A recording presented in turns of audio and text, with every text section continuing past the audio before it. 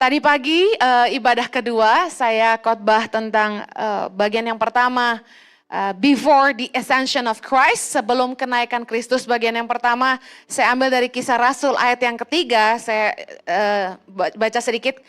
Kepada mereka ia menunjukkan dirinya setelah penderitaannya selesai dan dengan banyak tanda ia membuktikan bahwa ia hidup. Sebab selama 40 hari ia berulang-ulang menampakkan diri dan berbicara kepada mereka tentang kerajaan Allah. Jadi saya lagi kupas tentang apa yang Yesus lakukan sebelum dia naik ke surga. Yang pertama, Yesus membuktikan dia hidup, ya. Kemudian yang kedua, Yesus mengumpulkan banyak saksi. Yang ketiga, Yesus memberitakan Injil kerajaan Allah. Anda bisa lihat tadi dari ayatnya. Dan tadi waktu tengah-tengah ibadah, kayak Roh Kudus bilang sama saya gini, sampai hari ini pun Tuhan terus membuktikan bahwa dia hidup dalam hidup kita. Amen. Bapaknya saudara yang ngalamin Tuhan sampai Anda terpesona. Wow, Tuhan tuh benar-benar ada. Tuhan tuh benar-benar hidup. Yang ngalamin sama-sama angkat tangan. Yes, wow, keren banget ya gak sih? Tahu gak bahwa Yesus itu hal pertama yang dia lakukan waktu dia bangkit. Yesus membuktikan dia hidup, kata firman Tuhan. Ya, dengan banyak tanda ia membuktikan bahwa ia hidup. Dan saya mau kasih tahu, dalam hidup kita hari ini pun orang percaya Tuhan masih bekerja. Dia Tuhan yang sama, yang terus bekerja dalam hidup kita. Dia membuktikan bahwa dia hidup dalam hidup kita. Amen. Di masa pandemi, di mana kami berdua ngalamin yang namanya kesulitan luar biasa. Saya yakin gak cuma kami, banyak anak-anak Tuhan, hamba-hamba Tuhan juga ngalamin yang sama waktu pandemi datang. Kita gak tahu kita mesti bikin apa sama hidup kita, bener gak? Kita gak tahu abis ini kita mesti gimana. Kita pikir pandemi paling setahun gitu kan. Gak taunya, wow, 3 tahun lewat gitu. Hari ini orang masih pakai masker, menandakan masih takut-takut dengan pandemi. Tapi saya katakan gini, justru di titik di mana kita merasa kita gak mampu, di situ Tuhan bekerja. Benar gak sih? Saya kalau nggak ada pandemi, mungkin sampai hari ini nggak akan punya gereja sendiri loh. Kalau bukan karena pandemi, suami saya yang tergantang sedunia ini mungkin nggak akan pernah mau diajak bikin gereja online, betul nggak? Oktober 2009 saya katakan sama papa mertua dan suami saya bilang gini, saya mulai 2021, saya udah nggak mau khotbah keliling, saya bilang gitu sama suami saya. Kenapa saya ngomong gitu? Saya udah lelah sekali, letih aku. 2019 tuh puncak keletihan saya. Saya tuh sampai nangis tiap malam mau tidur. Kenapa? Seminggu saya khotbah 6 hari, bayangin. Kalau nggak khotbah saya ke pedalaman. Jadi saya nggak punya waktu buat anak-anak kandung saya 3 orang itu. Dan suami saya penuhi jadwal saya. Dia kayak ibarat artis tuh, manajernya dia gitu loh. Jadi saya perasaan nggak ada jadwal, perasaan saya kosong. Begitu bangun tidur kaget, ada jadwal, mandi cepet-cepet gitu. Jadi diisi terus jadwalnya sama manajerku ini gitu kan. Sampai saya tuh tiap pagi, ini kesaksian yang bener ya. Saya tiap pagi bangun tidur tuh kayak orang tuh kaget bangun. Pernah gak ngalamin gitu? Kayak mau terlambat ke airport tuh loh. Setiap pagi, bisa kebayang? Kenapa? Karena tiap pagi harus ngecek ada jadwal khotbah di mana. Staf kantor doa pagi tuh di ruangan kami. Rumah kami tuh kan dijadiin kantor yayasan. Jadi ya tempat make up, ya tempat siapin firman, ya semua. Jadi staf pada duduk di situ ngeliatin saya dandan. Saya mau khotbah ya. Zaman Novi udah enggak ya, udah enggak lihat ibu dandan. Wah, staf tuh sampai hafal saya dandan kayak gimana. Karena mereka doa saya dandan, karena saya harus khotbah. Saya lelah sekali, lelah, bisa merasakan lelahnya. Pinggang udah sakit, jualan kaos sama batik 40 kilo tiap hari nenteng ke sana sini. Saya ingat satu kali saya angkat koper begini.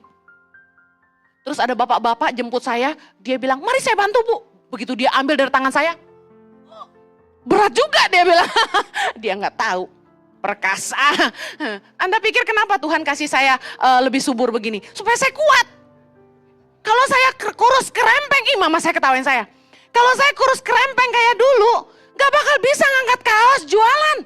Saya ke pedalaman, naik perahu, turun dari dermaga, lompat sendirian, gak ada yang temenin. Bawa karung 100 kilo, bayangin. Emang staf saya tuh kejam semua sama saya.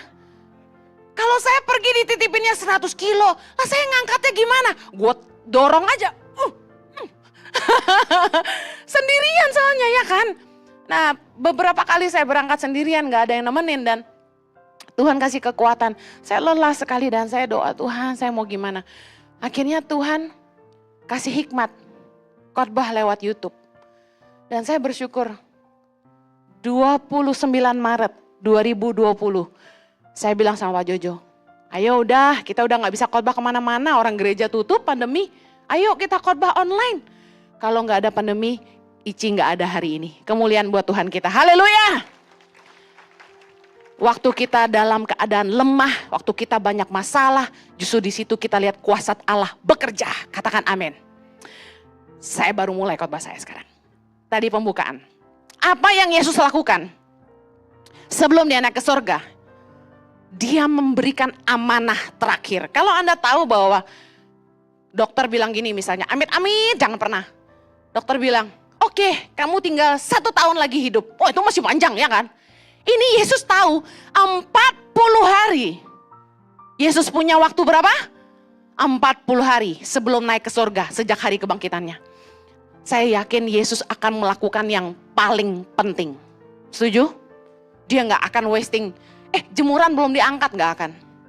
Saya yakin Yesus gak pusing baju terakhir yang dia pakai sebelum mati warna apa. Dia gak pusing itu. Yesus masih melakukan yang penting. Yang pertama tadi dia membuktikan bahwa dia hidup. Yang kedua dia mengumpulkan banyak saksi. Karena apa? Karena orang Yahudi, para imam-imam membuat dusta bahwa Yesus itu bukan bangkit. Tapi mayatnya dicuri sama murid-muridnya waktu serdadu-serdadu tidur pada malam hari. Dan berita itu masih ada sampai sekarang. Bayangkan. Yang ketiga, Yesus memberitakan Injil Kerajaan Allah. Yang keempat, Yesus memberikan mandat, amanah terakhir kepada kita, orang percaya. Yesus mengingatkan murid-muridnya untuk tidak kemana-mana tapi tinggal di Yerusalem. Karena mereka harus menantikan janji Bapa, yaitu mereka akan dibaptis oleh Roh Kudus. Mengapa kuasa Roh Kudus sangat penting buat kita? Adalah supaya kita menjadi saksi Kristus. Kita tahu bahwa setelah Roh Kudus dicurahkan di loteng atas, dalam Kisah Rasul 1, murid-murid itu berubah semuanya. Mereka yang tadinya penakut, mereka mengunci diri karena takut sama orang Yahudi. Mereka jadi berani. Petrus khotbah di depan 3.000 orang, mereka bertobat.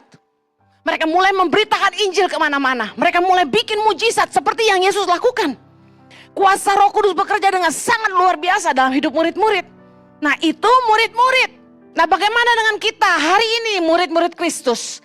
Apa tugas kita sebagai saksi Kristus?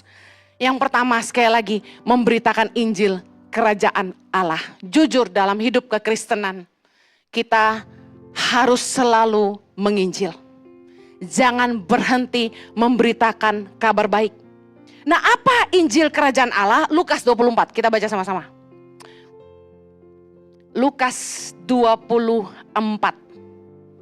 Saya ingin Anda baca dari ayat 45 ya. Lalu ia membuka pikiran mereka sehingga mereka mengerti kitab suci. Ayat 46. Katanya kepada mereka, ada tertulis demikian, Mesias harus menderita dan bangkit dari antara orang mati pada hari yang ketiga. Dan lagi dalam namanya berita tentang pertobatan dan pengampunan dosa harus disampaikan kepada segala bangsa mulai dari Yerusalem. Ayat 48, kamu adalah saksi dari semuanya ini. Nah, Yesus berpesan bahwa berita tentang pertobatan dan pengampunan dosa harus disampaikan kepada segala bangsa. Apa berita Injil Kerajaan Allah? Simply tentang pertobatan dan ada pengampunan dosa di dalam nama Yesus. Berita Injil Kerajaan Allah adalah tentang kasih karunia yang kita terima, bahwa kalau kita mau bertobat sungguh-sungguh dari jalan-jalan kita yang jahat dan kita mau menerima Yesus sebagai Tuhan dan Juru Selamat, maka Tuhan akan menyucikan kita atas segala dosa dan pelanggaran kita, dan kita akan beroleh janji hidup kekal bersama dengan Dia di sorga. Amen. Nah, sebenarnya berita ini sangat sederhana, tapi pertanyaan saya, apakah Anda cerita kemana-mana? Kita takut nginjil karena memang di bangsa ini ada aturan tidak boleh mengkristenisasi. Peraturannya sangat jelas. Kita berani kristenisasi, ada hukum pidana, penjara. Jadi kita harus takut dong Bu Heni. Nah, cerdiklah seperti ular, tuluslah seperti merpati. Anda pengen memenangkan jiwa buat kerajaan sorga? Bagaimana caranya? Dalam pemberitaan Injil Kerajaan Sorga, yang harus kita lakukan adalah memberitakan tentang kasih. Nah, orang Kristen itu identik dengan kasih. Karena gini, Yohanes 3:16, Anda pasti hafal. Karena begitu besar kasih Allah akan dunia ini, sehingga ia mengaruniakan anaknya yang tunggal, supaya setiap orang yang percaya kepadanya tidak binasa, melainkan beroleh hidup yang kekal. Karena begitu besar kasih Allah. Nah, harusnya kekristenan itu diberitakan dengan cara kita memberitakan kasih Allah. Wah, Tuhan sayang sama mereka. Kesalahannya adalah ketika kita memberitakan Injil, kita mencela agama lain. Kita menjelek-jelekan agama lain. Kita mencela cara mereka berdoa dan berpuasa. Saya pernah maksudnya bercanda dengan staf yang tidak beragama Kristen. Saya suka goda dia. Kamu gak makan B2 gitu, bercanda. Kamu belum bertobat kamu. Saya suka bercanda-bercanda gitu. Tapi saya gak pernah mencela agama mereka. Bahkan ketika saya mengajar pertama kali anak-anak tidak mampu di Bandung pada tahun 2006, saya bilang gini sama anak-anak itu. Jangan lupa sholat ya. Jangan lupa ke musola, saya bilang gitu. Kamu harus takut hidup. Harus hidup takut akan Allah, saya bilang gitu. Lah, kok Bu Heni gitu? Kok Bu Heni gak nginjilin tentang Yesus? Saya percaya gini, orang gak akan serta-merta bisa kita injili begitu saja. Kalau kita gak kenal sama dia, harus ada hubungan. Harus ada reason why kamu cerita tentang Yesus sama dia. Kalau sekedar lempar-lempar ngomongan, bahasanya buang ludah, kita semua bisa. Betul gak? Misalnya contoh, di tempat parkir. Percaya Yesus? Belum, percayalah. Keramah si salon? Percaya Yesus? Belum tante, percayalah. Bisa kita buang-buang ludah kayak begitu, ngerti bahasanya. Tapi kalau Anda ingin menginjil, beritakan kasih kemanapun kau pergi. Contoh, pembantumu agamanya beda. Dia puasa. Pikirin dong dia sahur makan apa. Pikirin dong nanti dia malam buka puasa jam berapa. Jangan udah jamnya dia buka puasa. Tolong dulu nih, banyak kerjaan. Halo, kasih gak gitu. Anda pengen memberitakan Yesus. Anda harus jadi kasih dulu buat orang-orang di sekitarmu. Anda mau cerita Yesus, Anda pelit sama pegawaimu. Lupakan aja. Dunia ini gak bisa dimenangkan dengan penghakiman kita. Dunia ini gak bisa dimenangkan dengan kita jahat sama orang. Jadi kasih dulu buat dunia. Allah adalah kasih. Kamu mau kenalin Tuhan sama mereka. Tuhan yang mana? Waktu saya dicela sama pendeta-pendeta kaliber nasional. Kamu itu charity gospel, saya digitukan. Apa maksudnya? Kamu nggak menginjil, kamu cuma ngasih makan anak-anak Indonesia, kamu kirim guru buat mereka. Mana injilnya? Mereka bilang gitu. Saya bilang, kita nggak bisa jitakin orang pakai ayat. Kita nggak bisa maksa orang kenal Tuhan cuma khotbahin mereka. Terimalah Injil supaya kamu diselamatkan. Zaman dulu pendeta tuh waktu saya masih muda, kalau KKR tuh gini, bertobatlah, berikan dirimu dibaptis, gitu-gitu kan. Kalau Anda tidak terima Yesus, hati-hati ya, keluar dari gedung ini, ada truk lewat, Anda juga lewat. Anda mau terima Yesus gak? Sekalian mama saya juga kalau nginjil juga harus belajar sama anaknya ya. Dia lagi di salon, lagi di restoran, mbak mau percaya Tuhan Yesus. Hati-hati loh. Ada yang videoin Anda lakukan itu, Anda masuk penjara. Satu kali Tuhan mengajar saya. Di Bandung waktu saya ngajar anak-anak putus sekolah dari tempat pembuangan sampah. Ada seorang penginjil katanya perempuan di Bandung. Itu membagikan kaos bertuliskan Jesus love you. Siapa yang di sini suka nginjil dengan cara itu? Jesus love you, kaosnya dibagi-bagi di jalanan dikasih ke anak-anak. Lalu dia di penjara. Anda pikir itu martir? Tuhan ngajarin saya, berhikmatlah. Saya bersyukur kok di awal pelayanan saya di Indonesia, justru Tuhan ngasih lihat saya, nih ada penginjil, sama-sama perempuan. Dia bagi-bagi kaos tulisannya Jesus love you. Di penjara dia. Kemudian ada orang di bundaran HI. Tahu kan ya suka ada apa tuh? Yang mobil gak boleh lewat hari itu. Ya Car Free Day. Mereka olahraga. Katanya ada perempuan lagi nih. Perempuan. Dia bagi-bagi roti sambil nginjil. Heroik banget gak? Keren. Tapi begitu divideoin sama orang, maaf agama seberang, terus disamperin. Mbak, nginjil ya? Kristenisasi ya? Dia bilang, enggak. Ya, udah nginjil bohong. Kalau berani bilang iya dong. Sekali lagi, kita nginjil nggak gitu, tapi kita harus beritakan Injil. Injil kita tentang apa? Tentang kabar baik. Tentang kasih Tuhan buat kita. Kita orang-orang yang pernah ngalami kebaikan Tuhan.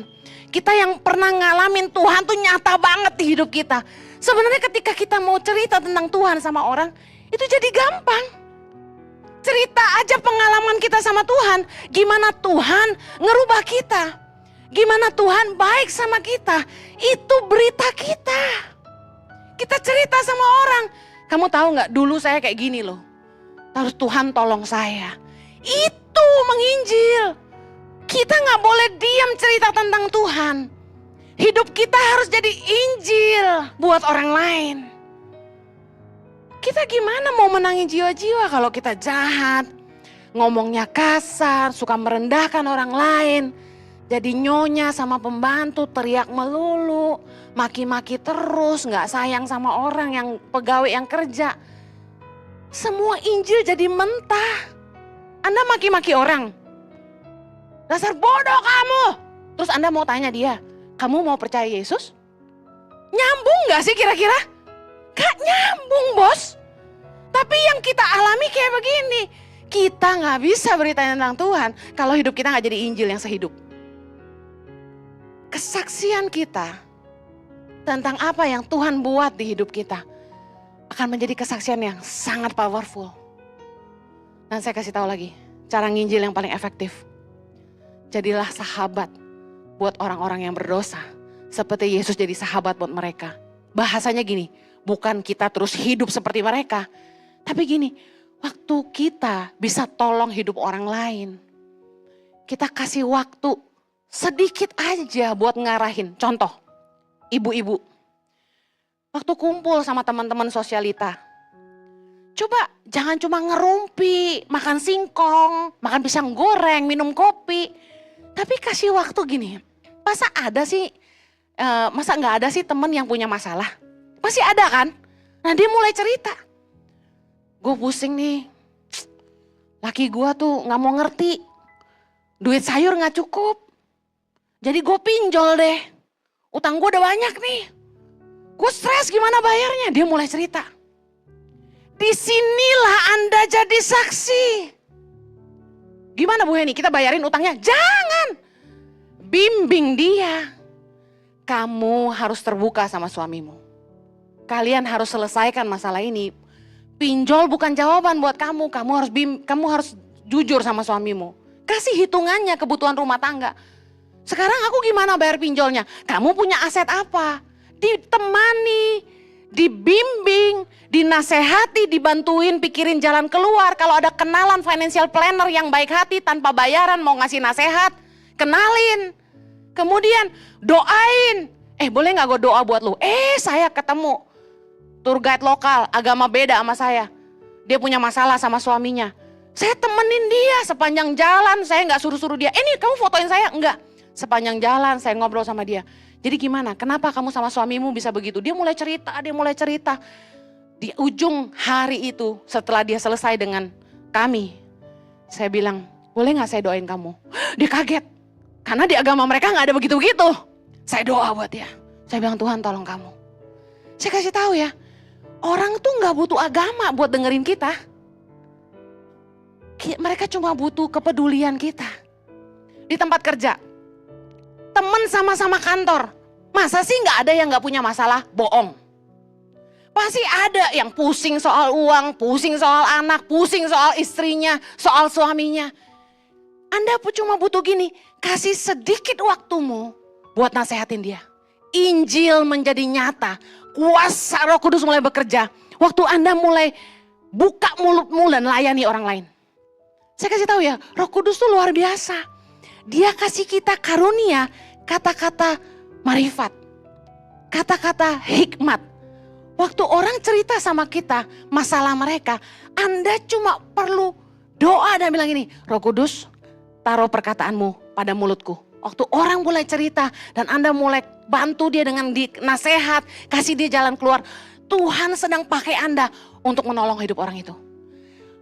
Karunia Roh Kudus cuma bekerja kalau Anda melayani. Roh Kudus itu bekerja dalam hidup kita ketika kita mulai keluar dari kepentingan diri sendiri dan mulai layani orang lain. Saya pikir-pikir, saya ini orang biasa loh. Perempuan biasa banget loh. Ibu rumah tangga. Saya berhenti pelayanan 2 tahun, fokus ngurus anak saya. Tapi tiba-tiba Tuhan pakai saya. Saya pikir-pikir ketika saya merenung gini. Kenapa Yesus menyuruh murid-murid tinggal di Yerusalem supaya mereka dibaptis oleh Roh Kudus? Kenapa kita butuh punya kuasa Roh Kudus untuk jadi saksi Kristus? Kuasa Roh Kudus itu apa? Pasti saya yakin Anda juga tanya gitu kan? Saya mulai tanya Tuhan, kuasa Roh Kudus itu seperti apa? Ternyata sederhana. Kuasa Roh Kudus itu bekerja dalam hidup kita ketika kita mulai jadi alat kerajaannya. Mulai nginjil, beritakan kabar baik, jadi kasih Tuhan buat orang-orang di sekitar kita.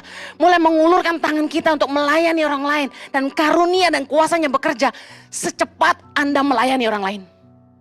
Anda mungkin bilang, Bu Heni saya ibu rumah tangga biasa. Bu Heni saya pria biasa aja saya kerja. Dengar, kalau Anda mau dipakai Tuhan, Anda cuma butuh gini. Tuhan urapi aku. Tahukah Anda bahwa yang diurapi diam di dalammu? Roh Kudus hidup di dalammu. Pengurapan itu ada di dalammu. Anda tidak perlu nangis-nangis bahasa roh dan bilang gini, urapi aku Tuhan, urapi aku. Lalu bahasa roh kenceng-kenceng gitu.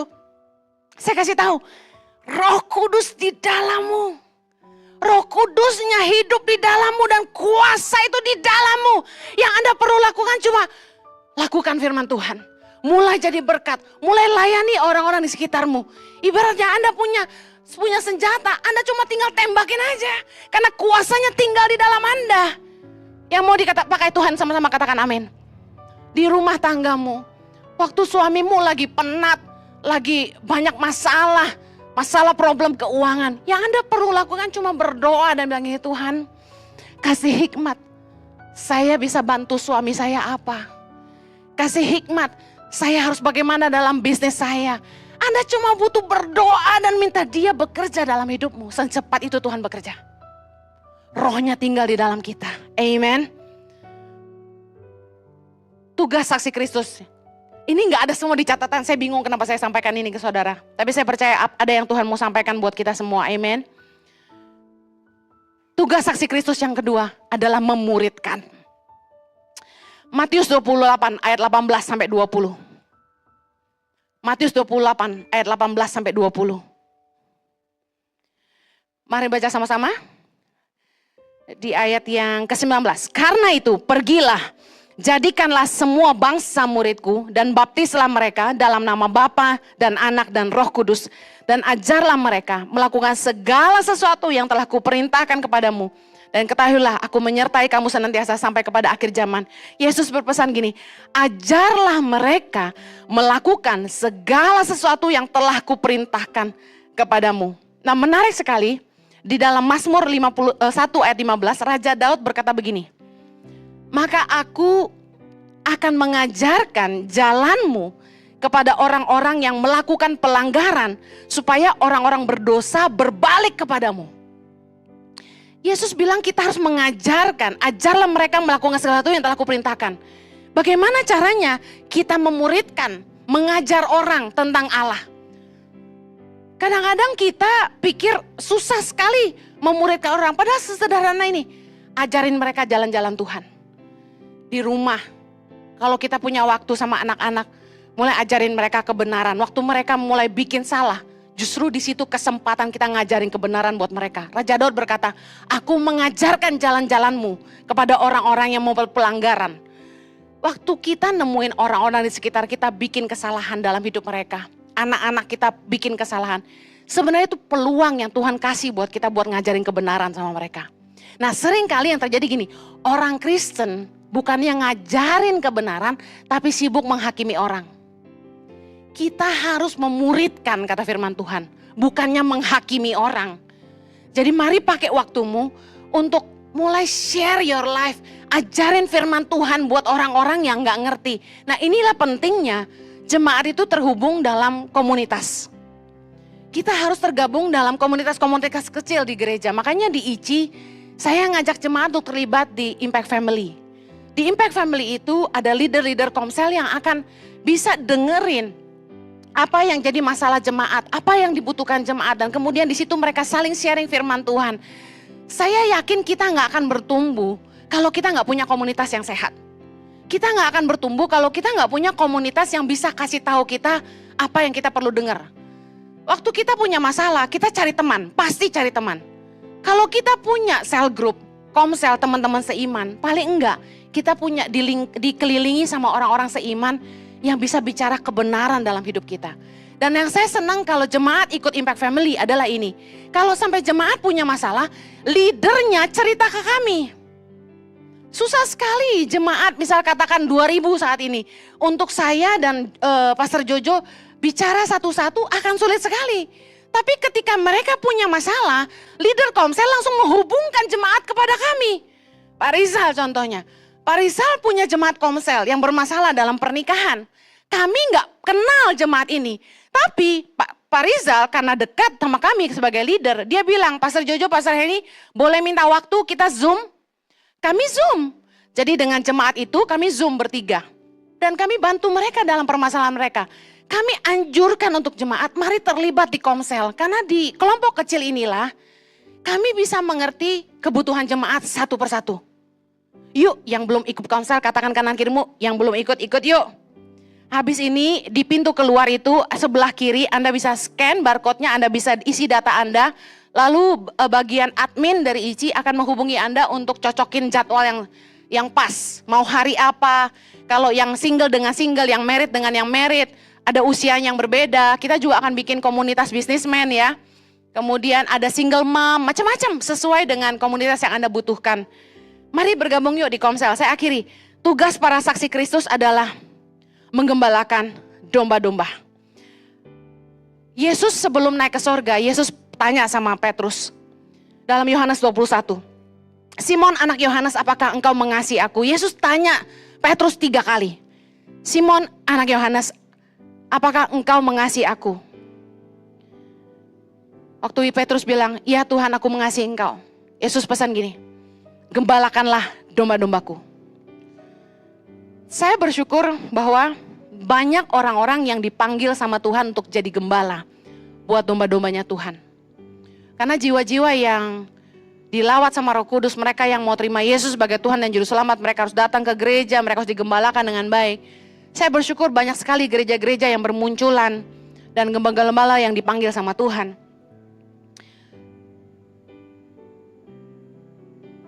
Yang kita harus ngerti adalah gini, ketika kita berjemaat di sebuah tempat, Anda harus memberi diri digembalakan.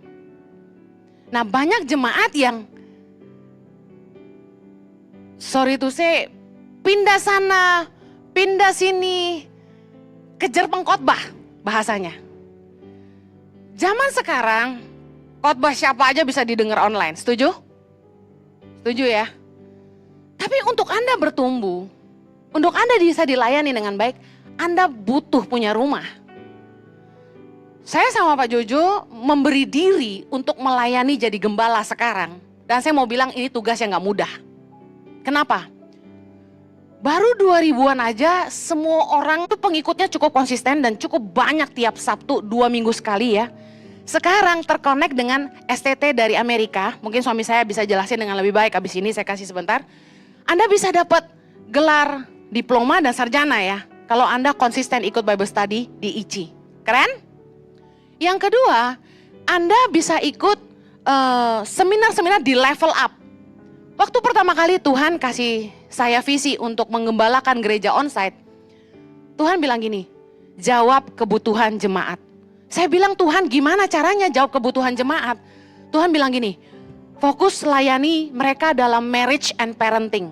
Ternyata dalam pelayanan, problem pernikahan itu terbanyak.